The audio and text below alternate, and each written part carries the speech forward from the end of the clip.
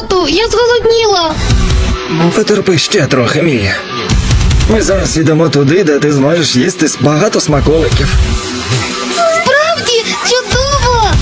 Це, мабуть, якрай, де зараз мама. Саме так.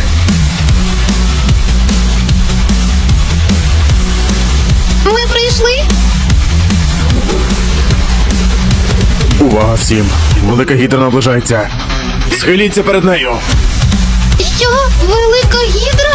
Це змійне божество захищає наше село. Божество?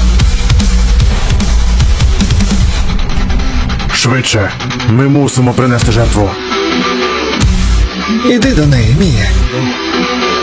Це божество відправить тебе до раю. Добре, зрозуміла. Я зараз не можу піти з тобою. Але я одразу прийду. Чекай на мене з мамою, гаразд?